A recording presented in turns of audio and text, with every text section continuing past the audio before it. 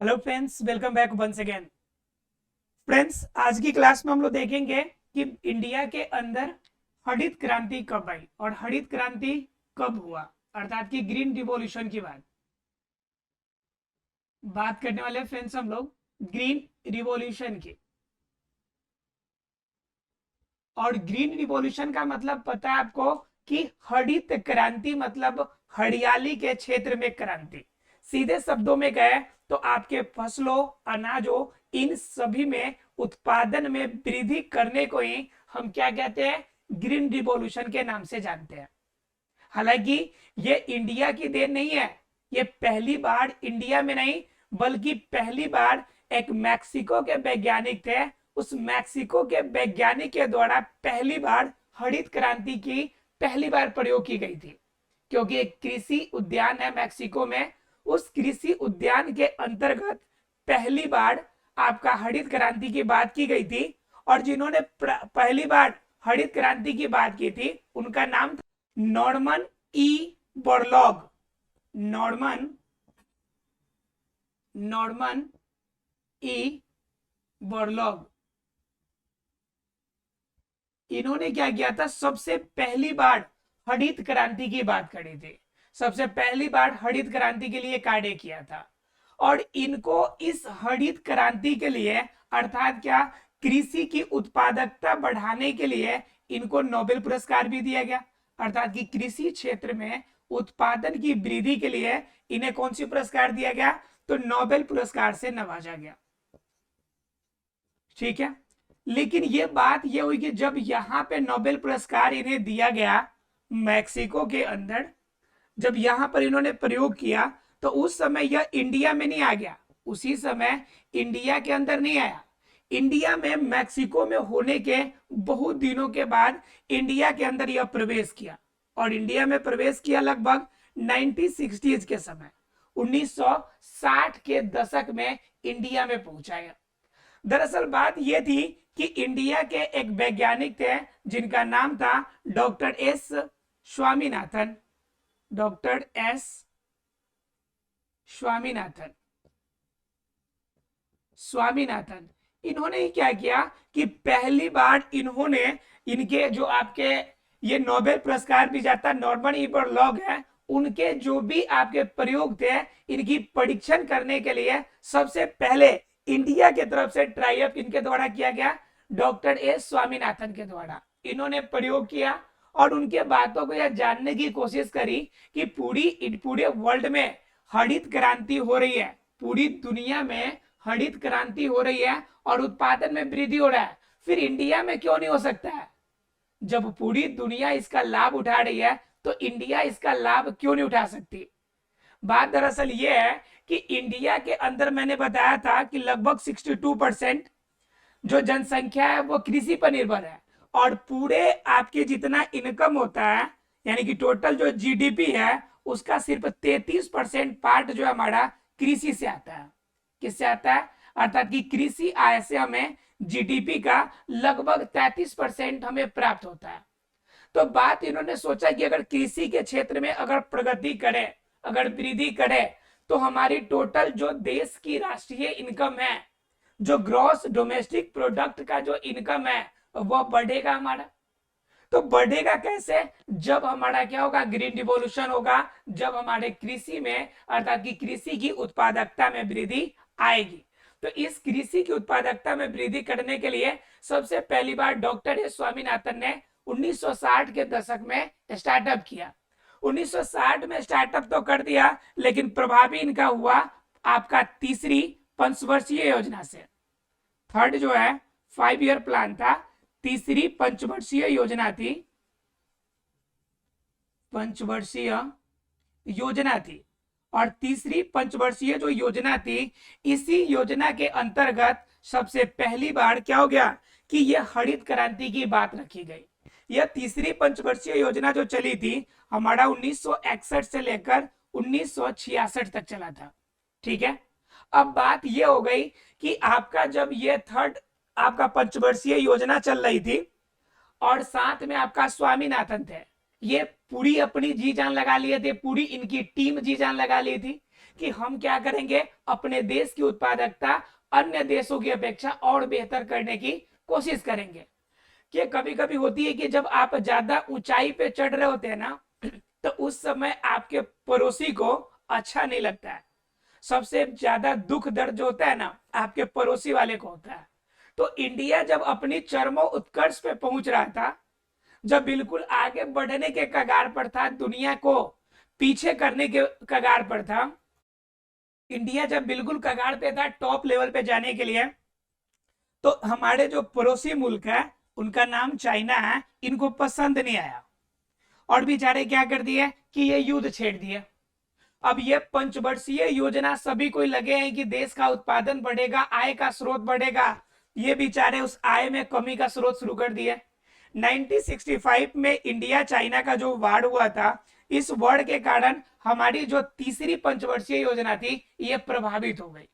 अब तीसरी पंचवर्षीय योजना के अंतर्गत जो पैसे खर्च किए गए थे, जिनकी वजह से देश की उत्पादकता बढ़नी थी, अब उन पैसों को निकाल के इनके युद्ध में लगाना पड़ा। अब बात आप जरा सोचिए कि घर में अगर युद्ध छिड़ी हो, अगर बगल वाले से लड़ाई हो गई हो, और आप उस समय कहेंगे कि किसी चीज पे कंसंट्रेशन बना लीजिए और कुछ अच्छा कर लीजिए, तो ऐसा पॉसिबल है क्या? ऐसा बिल्कुल भी पॉसिबल नहीं है कि आपका परिवार किसी से लड़ाई कर रहा है और एक तरफ आप बैठ के कोई काम बिल्कुल कंसंट्रेशन से, बिल्कुल ध्यान पूर्वक कुछ काम कर सकते हैं। इसके वजह से क्या हो गया कि 1965 में यह तीसरी पंचवर्षीय योजना जो थी, जो ज्यादा जोर शोर से चल रही थी, सिर्फ हरित क्रांति की वजह से वह थोड़ी सी स्लो हो गई। हमारे देश के अंदर यह जो आपकी हरित क्रांति थी आई जरूर, लेकिन जिस अनुसार हमने आशा किया था, जितना ज्यादा हमने अनुमान लगाया था कि जितना ज्यादा हमें वृद्धि या जितना ज्यादा बेहतर क्वालिटी हमें प्राप्त होगी, वह क्वालिटी हमें नहीं मिल पाई। फिर भी हमारे देश में उत्पादकता इनकी बढ़ी। अब इनकी उत्पादकता अर्थात कि ग्रीन रिवॉल्यूशन में उत्पादकता का सबसे ज्यादा प्रभाव किस पे पड़ता है? कभी कभी एग्जाम में क्वेश्चन आता है कि हरित क्रांति का प्रभाव सबसे ज्यादा किस पे पड़ा था? ऑप्शन दे दे, गेहूं दे दे, उसके बाद आपका क्या कहते हैं मक्का दे दे, उसके बाद चना दे दे, और चौथा ऑप्शन दे दे इनमें से कोई नहीं। जरा ऑप्शन समझिए ध्यान से। अगर कहे कि हरित क्रांति जो हुई थी, इसका सबसे ज्यादा प्रभाव कहां पड़ा था? पहला ऑप्शन दे दे गेहूं, पहला ऑप्शन गेहूं दे दे, दूसरा ऑप्शन मक्का दे दे, तीसरा ऑप्शन चना दे दे, और चौथा ऑप्शन दे दे इनमें से कोई नहीं, अर्थात कि इनमें से कोई नहीं। ये चार ऑप्शन दे दे और पूछे आपसे कि बताइए कि हरित क्रांति का सबसे ज्यादा प्रभाव किस पे पड़ा था, तो आपका सही आंसर क्या होगा? गेहूं होगा, क्योंकि सबसे ज्यादा प्रभाव किस पे पड़ा था? गेहूं पे पड़ा था। आप सीधे शब्दों में समझिए कि गेहूं पे कितना ज्यादा पड़ा था। इनका मैं एक छोटा सा एग्जांपल देता हूं आंकड़ा से, कि गेहूं जो है, गेहूं जब हरित क्रांति नहीं हुई थी तो उत्पादन आपके देश के अंदर 11 मिलियन टन होता था। 11 मिलियन टन होता था उत्पादन, और जब यही हरित क्रांति हो गई तो यही उत्पादन बढ़ के 75 मिलियन टन हो गया, अर्थात कि 75 मिलियन टन हो गया। आप समझ सकते हैं कितना गुना का वृद्धि हो गया? लगभग 70.5, आपका 7.5 गुना बढ़ गया। 7.5 गुना बढ़ जाने का मतलब कि बहुत ज्यादा होता है आपका। 7 गुना बढ़ जाना किसी चीज में अपने आप में बहुत होता है। तो इस कंडीशन में 11 मिलियन टन से हमारी जो उत्पादकता थी वह 75 मिलियन टन हो गई। तो इसलिए कहा जाता है कि सबसे ज्यादा अगर हरित क्रांति का प्रभाव पड़ा है तो वह किस पे पड़ा है? गेहूं पे पड़ा है। क्लियर है? तो जरा सा जान लेते हैं कि गेहूं में क्या परिवर्तन हुए और क्या प्रभाव इसका पड़ा। देखिए उस समय क्या थी कि गेहूं के जो उत्पादन थी, आपको तो ये पता है कि इंडिया के अंदर सबसे ज्यादा अगर इस्तेमाल किया जाता है अगर कोई भोज्य पदार्थ, तो वो गेहूं और चावल है। तो गेहूं की तो नीड हमारे देश में ज्यादा है। तो उस कंडीशन में समझ सकते हैं कि गेहूं के उत्पादन में वृद्धि करना अपने आप में बहुत जरूरी था। लेकिन इंडिया में क्या प्रॉब्लम थी कि इंडिया के अंदर जो गेहूं के फसल होते थे उनकी लंबाई थोड़ी ज्यादा होती थी, और लंबाई ज्यादा होने की वजह से, पहला नंबर लंबाई ज्यादा, अब लंबाई जब ज्यादा हो जाएगा तो यह पौधा क्या हो जाता था? कमजोर हो जाता था। अब कमजोर होने की वजह से क्या प्रॉब्लम होती थी कि बाहर से अगर तेज हवा चलती तो ये नीचे की तरफ गिर जाता और गिरने के बाद फसल खराब हो जाता। पहली प्रॉब्लम थी। दूसरी क्या बड़ी प्रॉब्लम थी कि इस पर क्या होते थे कि जो कीट होते थे, कीट वगैरह का ज्यादा प्रभाव पड़ता था। मतलब क्या, पीरक ज्यादा लगते थे और तुरंत नुकसान हो जाता था, पीरक ज्यादा लगता था। तीसरा नंबर क्या प्रॉब्लम हो गया कि यहाँ पे जो बीज हमें लगाते थे उसकी उत्पादन क्षमता भी उतनी अधिक नहीं थी, उत्पादन क्षमता कम थी। अब इन सभी प्रॉब्लम को दूर करने के लिए हमारी कौन सी क्रांति लाई गई थी? हरित क्रांति लाई गई थी। अब हरित क्रांति में लाया गया तो इसमें क्या परिवर्तन किया गया? तो इसमें किया गया कि लंबा वाला जो पौधा है और जो बिल्कुल बौना पौधा है, इन दोनों के बीच में क्रॉस कराया गया। ठीक है, इन दोनों के बीच में क्या कराया गया? क्रॉस कराया गया। और क्रॉस कराने के बाद क्या किया गया कि अर्ध बौना पौधा प्राप्त किया गया। अर्ध बौना पौधा प्राप्त किया गया। और यह जो अर्ध बौना पौधा था इसके अंदर दोनों क्वालिटी होगी। एक तो हाइट छोटा है, मीडियम हाइट है, तो उस वजह से हवा तेज रफ्तार से आएगी या किसी भी तरह से कोई प्रभाव पड़ेगा तो ज्यादा प्रभावित नहीं होगा, पहला नंबर बात। दूसरी नंबर बात कि जब भी आपकी क्या होगी, जब भी इनके अंदर अगर कमजोरी की बात कीजिएगा तो हाइट कम बढ़ा है तो सारा एनर्जी जो होगा कम क्षेत्र में ही होगा, इस वजह से पौधा हमारा कमजोर नहीं होता था। ठीक है, तो इस कंडीशन में ये दोनों फायदे हो गए। सबसे बड़ी फायदा ये हो गया। अब बात आ गई थी हमारी क्या, कीट या पीरक से बचाने की, अर्थात कि पौधों को रोगों से बचाने की बात। तो फिर क्या किया गया कि अर्ध बौने पौधे को बिल्कुल स्वस्थ क्वालिटी के पौधे के साथ क्रॉस कराया गया। यह जो अर्ध बौना पौधा है बिल्कुल क्या किया गया, हेल्दी क्वालिटी के जो बीज थे बिल्कुल स्वस्थ क्वालिटी के, उनके साथ क्रॉस कराया गया। और जब इन दोनों का क्रॉस हुआ तो इन दोनों के क्रॉस से हमें जो प्राप्त हुआ, उनके अंदर रोगों से लड़ने की क्षमता थी, रोगों से लड़ने की क्षमता थी। दूसरा नंबर, पीरक से हमें सुरक्षा मिलने लगी, पीरक से सुरक्षा। ठीक है, और स्वस्थ होने की वजह से स्ट्रेंथ जब ज्यादा होता था तो हमें क्या होते थे, उत्पादन भी ज्यादा मिलता था। क्या मिलता था हमें? उत्पादन भी अधिक प्राप्त होते थे। तो इन सभी गुण के कारण हमें क्या हो गया कि हमें किसी भी तरह से अगर देखा जाए तो सभी चीजों को मिलाकर हमें अधिक से अधिक क्या प्राप्त होने लगा, उत्पादन प्राप्त होने लगा। तो हमारी जो प्रॉब्लम थी इनके लिए हमने क्या कराया कि पादपों के अंदर प्रजनन कराया। पहले लंबाई की प्रॉब्लम थी तो लंबाई का हमने क्रॉस कराया बौने पौधे के साथ और हमें क्या प्राप्त हो गया, अर्ध बौना पौधा। और अर्ध बौने पौधे को हमने क्या कर दिया कि हेल्दी पौधे के साथ हमने क्रॉस करा दिया। और हेल्दी पौधे के साथ क्रॉस कराया तो जो नया पौधा हमें प्राप्त हुआ उसके अंदर रोगों से लड़ने की क्षमता थी और साथ में क्या, पीड़कों से हमें सुरक्षा मिल गई। अब हर तरह की आपकी समस्या जो होगी सॉल्व हो रही है यहाँ पर। तो जब ये सारे प्रॉब्लम सॉल्व हो गए तो बताइए कि आपकी उत्पादन क्षमता बढ़ेगी कि नहीं? तो उस कंडीशन में आपकी क्या हो गई, उत्पादन क्षमता बढ़ गई। और पहले जब ये सारी चीजें सुविधाएं हमारे पास अवेलेबल नहीं थी तो उस समय हमारे पास सिर्फ 11 मिलियन टन ही हमारे पास आ पाते थे। ठीक है, अब 11 मिलियन टन से हमें अब कितना प्राप्त होने लगा, 75 मिलियन टन हमें अब प्राप्त होने लगा। पहले 11 मिलियन टन ही होते थे, अब कितना मिलियन टन हो रहा है, 75 मिलियन टन हमें प्राप्त हो रहा है। तो यह जो 11 मिलियन से 75 मिलियन तक का सफर हुआ, यह सफर किसके माध्यम से तय हुआ, सिर्फ इनके आपकी हरित क्रांति की वजह से। अर्थात क्या, हरित क्रांति एक ऐसा माध्यम था जिनकी वजह से आप सीधे शब्दों में कह सके तो उत्पादन के क्षेत्र में एक नई क्रांति आ गई। क्रांति का मतलब होता है किसी चीज में बहुत ज्यादा एकाएक से बदलाव हो जाना। एक होता है परिवर्तन और एक होता है क्रांति, दोनों में डिफरेंस है।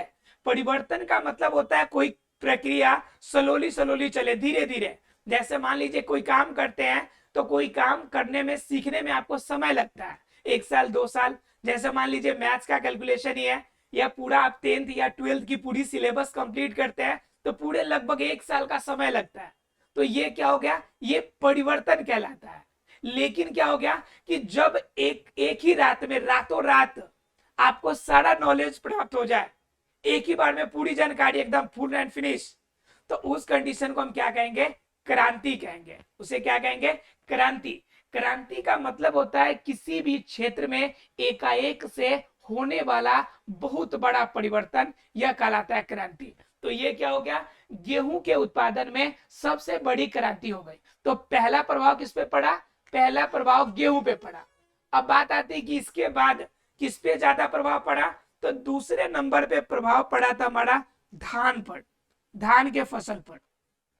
अब जरा एक और ध्यान रखिएगा कि कभी कभी एग्जाम में एग्जाम्पल पूछ देता है कि बताइए कि गेहूं में जो परिवर्तन हुए वो नए क्वालिटी कौन कौन थे। तो ध्यान रखिएगा उसके अंदर आप आएगा सोनरा 64, ये क्या है आपका, एक आपका हाइब्रिड क्वालिटी का बीज है जो कि ग्रीन रिवॉल्यूशन की देन है। ठीक है, मतलब क्या, इस तरह के बहुत सारे आपके अलग अलग हाइब्रिड प्राप्त हुए जिनके अंदर ये सारे गुण थे कि उनकी लंबाई छोटी होगी, वो उत्पादन ज्यादा देगा, ज्यादा मजबूत होगा, उसके अंदर विटामिन और बहुत सारे पोषक तत्वों की मात्रा ज्यादा होगी, इन सभी चीजों के लेकर। क्लियर है। चलिए अब जान लेते हैं थोड़ा सा धान के बारे में कि हरित क्रांति का धान पर क्या प्रभाव पड़ा। ठीक है, अब बात कर लेते हैं हम लोग धान की। किसकी बात करेंगे, धान की, कि धान की खेती पर ग्रीन रिवॉल्यूशन का अर्थात हरित क्रांति का सबसे बड़ा प्रभाव कैसे पड़ा। अब बात आती है कि धान की खेती के लिए तो पहले कहा जाता है आविष्कार जो होती है, सॉरी आवश्यकता जो होती है आविष्कार की जननी होती है। मतलब जिस चीज की आपको जरूरत होगी उसी के अकॉर्डिंग आप खोज करेंगे। जैसे मान लीजिए आपको अभी अगर कोई बुक पढ़ना है तो उस बुक की जरूरत होगी तो आप बुक ढूंढेंगे कि मेरा बुक वो कहाँ पर है, और जब तक आपको जरूरत नहीं है बुक जहां फेंका हुआ है रहने दो, कोई फर्क नहीं पड़ता है। मतलब क्या कि आवश्यकता जो होती है वह आविष्कार की जननी होती है। जब प्रॉब्लम आपको होगी तब आप उसका सॉल्यूशन ढूंढेंगे, जब तक आपको प्रॉब्लम नहीं होगी तब तक आप उसका सॉल्यूशन नहीं ढूंढेंगे। और हम लोग को क्या होती है कि जब प्रॉब्लम आती है तो हम लोग हार मान के छोड़ देते हैं, हम लोग कहते हैं बहुत ये कठिन काम है। लेकिन प्रॉब्लम सिर्फ इसलिए आती है आपको ताकि आप उसका सॉल्यूशन ढूंढ सके, और हम लोग क्या करते हैं कि सॉल्यूशन ढूंढने के बजाय काम ही छोड़ देते हैं। तो ऐसा संभव नहीं है। तो देखना यह है कि धान की खेती में प्रॉब्लम क्या थी। तो धान की खेती में सबसे बड़ी प्रॉब्लम थी कि यह सबसे अधिक दिन लेता था, सबसे अधिक समय लेता था। अब इतना ज्यादा समय तो है नहीं लोगों के पास। अब सोच रहे थे लोग कि ज्यादा दिनों तक ये समय लेगा तो उत्पादन करने का समय बर्बाद हो रहा है हमारा, उतने समय में हम 2 खेती कर सकते हैं, तो फिर धान की खेती नहीं करेंगे। लेकिन अगर धान की खेती ना करे तो फिर धान की आपूर्ति कैसे होगी, क्योंकि पूरी दुनिया अर्थात कि हम विश्व की बात कर रहे हैं, पूरे विश्व में जो दुनिया के जितने भी लोग हैं उसमें लगभग 70% लोग अनाज के रूप में, खाने के रूप में किसी न किसी भी तरह चावल का इस्तेमाल करते हैं। तो समझिए कि अनाज के रूप में जिस फसल का उपयोग 70% लोग करते हैं पूरी दुनिया में, आप कहे कि उसकी खेती आप छोड़ दे तो बताइए क्या यह चल पाएगा, नहीं चल पाएगा। तो बात यह आ गई कि यह समय अधिक लेता था। अब प्रॉब्लम तो है, इसके लिए हमें सॉल्यूशन तो चाहिए। तो इसी सॉल्यूशन के आपके निपटारा करने के लिए इंडिया के एक रिसर्च सेंटर है, इंडिया के आपका कृषि रिसर्च सेंटर है जिसमें चावल के लिए रिसर्च की जाती है। किसकी रिसर्च की जाती है, चावल पे रिसर्च की जाती है। और वह इंडिया के कहां पर है, तो कटक में है। कहां पे है, कटक में। और कटक कहां पे है, तो ओडिशा में है। और ओडिशा कहां है, तो इंडिया में है। तो बात क्या हो रही है कि इंडिया के ओडिशा में जो कटक है, इस कटक रिसर्च सेंटर में वैज्ञानिकों के मन में विचार आया कि भाई ये जो समस्या ज्यादा दिनों का है इसमें कुछ हमें सुधार लाना चाहिए ताकि हमें क्या हो सके, ज्यादा से ज्यादा उत्पादन प्राप्त हो सके। वैज्ञानिकों ने प्रयास करना शुरू किया। अब जरूरत तो पड़ गई है, अब ढूंढना शुरू होगा सॉल्यूशन इसका। वैज्ञानिकों ने सॉल्यूशन ढूंढा और इस सॉल्यूशन ढूंढने के बाद क्या कराया कि इनके साथ भी आपका क्या करा दिया कि कम समय में तैयार होने वाले फसल के साथ क्रॉस करा दिया। जो फसल कम समय में तैयार होते थे इन दोनों के बीच में क्या करा दिया इन्होंने, क्रॉस करा दिया। अब क्रॉस कराने से क्या फायदा हो गया हमें? क्रॉस कराने से यह फायदा हो गया कि हमें पहला नंबर कम समय में फसल तैयार, कम समय में फसल। दूसरा, फसल के अंदर प्रतिरोधी क्षमता, फसल में प्रतिरोधी क्षमता। दूसरी, तीसरी नंबर बात क्या, फसल क्या होंगे, प्रतिरोधी क्षमता भी होगी, कम समय में भी तैयार हो जाएगा। और तीसरी क्या बेनिफिट होगी? तीसरी बेनिफिट ये होगी कि इनके अंदर एक और खासियत होगी कि ये जो पौधे होंगे, ये जो पौधा होगा हमारे वातावरण के अनुकूल होगा, हमारे वातावरण के अनुकूल होगा, यानी कि प्रतिकूल वातावरण में भी हमें उत्पादन दे सके। अब प्रतिकूल वातावरण का मतलब क्या? जैसे हमें पता है कि धान जो होता है उसमें ज्यादा पानी चाहिए, क्योंकि ये खड़ी फसल है और खरीफ फसलों में पानी की मात्रा ज्यादा चाहिए, यानी कि लगभग आपका 150 से 200 सेंटीमीटर हमें वर्षा चाहिए। तो उस कंडीशन में आप क्या करेंगे? उस कंडीशन में अगर पानी की मात्रा कम भी हो फिर भी ये आपको क्या कर देंगे? ये ज्यादा से ज्यादा उत्पादन देंगे, फिर भी आपका फसल बर्बाद नहीं होगा। तो यही कह रहा है कि पौधे जो हमें प्राप्त हुए इनसे बीज, यह हमारे प्रतिकूल वातावरण में भी अपने आप को अनुकूल बनाकर जीने में सक्षम थे। ठीक है, तो ये फायदा हो गया किस पे? धान पे। और इस कंडीशन में आपको कुछ नए आपके उन्नत किस्म के बीज बनाए गए, जैसे क्या थे आपके, जैसे साबरमती,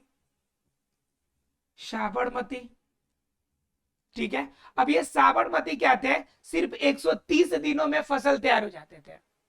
130 दिनों में, 130 दिनों का मतलब हो गया लगभग 4 मंथ में, 4 मंथ 10 दिन, यानी कि लगभग 4 मंथ में आपका फसल तैयार हो जाएगा साबरमती का। माफ कीजिएगा, उससे भी कम समय, ये 118 दिन ही लेता है साबरमती। कितना दिन लेता है? मात्र 118 दिन में ये तैयार हो जाता है। ठीक है, उसी के पास अगर बात कीजिएगा दूसरी, तो एक और तैयार हुआ जया। जया आपका 130 दिन में तैयार हो जाता है। अब मतलब क्या कि यह कम समय में जो ज्यादा समय लगता था, हमारा ज्यादा पानी की आवश्यकता होती थी, जो रोगों से लड़ने की क्षमता कम थी और तुरंत प्रभावित होकर हमें अनाज कम मिलता था, उन सभी प्रॉब्लम का सॉल्यूशन हमें मिला, उन प्रॉब्लम का सॉल्यूशन हमें मिल गया। अब क्या होगा कि हमें एक नंबर बात की कम समय में तैयार होने को मिलेगा। अब कम समय में तैयार के साथ साथ हमें प्रतिकूल वातावरण में मिलेगा। दूसरा नंबर, फसल की प्रतिरोधी क्षमता बढ़ेगी और कम समय में फसल तैयार हो गया। तीनों बातें हो गई। इसके अलावा क्या था कि कुछ ऐसे भी फसल तैयार किए गए जिसके अंदर विटामिन की मात्रा ज्यादा थी। जैसे आपका क्या है कि आपका, आपने सुना होगा सुनहरी चावल, गोल्डन चावल। ठीक है, क्या बनाया गया है? एक आपका आधुनिक रूप से क्रॉस करा के गोल्डन चावल बनाया गया। अब ये गोल्डन चावल जो है इतना ज्यादा प्रभावी है कि अगर गोल्डन चावल आप खाते हैं तो आपके बॉडी के अंदर एक चीज की कमी नहीं होगी, और वो कौन है कि विटामिन ए की कमी कभी नहीं होगी। विटामिन ए की कमी कभी नहीं होगी, क्योंकि गोल्डन चावल के अंदर किरोटीन पाया जाता है। क्या पाया जाता है? किरोटीन पाया जाता है, और ये किरोटीन जो होगा आपकी विटामिन ए की जो कमी होगी उसे दूर करेगा, और ए की कमी दूर करेगी तो आंख की समस्या और बहुत सारी अन्य समस्या आपके बॉडी के अंदर दूर हो जाएगी। तो समझ रहे आप लोग कि धान के अंदर हम कह सकते हैं कि कम समय में तैयार होना, प्रतिरोधी क्षमता, प्रतिकूल वातावरण में रहना, नए किस्म के या ज्यादा से ज्यादा आपके पोषक तत्वों वाले फसल तैयार करने में हमारी मदद मिली। और इन सभी को मदद किसने किया? तो ग्रीन रिवॉल्यूशन ने। तो पहला प्रभाव ग्रीन रिवॉल्यूशन का किस पे पड़ा? गेहूं पे। दूसरा प्रभाव किस पे पड़ा? धान पे। यह आपका स्टार्ट कब हुआ था? तो इसकी स्टार्टअप हुई थी तीसरी पंचवर्षीय योजना में, और तीसरी पंचवर्षीय योजना में इंडिया के अंदर डॉक्टर एस स्वामीनाथन ने इसकी शुरुआत की थी। ठीक है, क्लियर है आप लोग को? चलिए अब मिलते हैं अगले क्लास में। अब अगले क्लास में हम आपको बताएंगे गन्ना या अन्य चीजों पर ग्रीन रिवॉल्यूशन की क्या प्रभाव पड़े थे। तब तक के लिए thank you very much friends.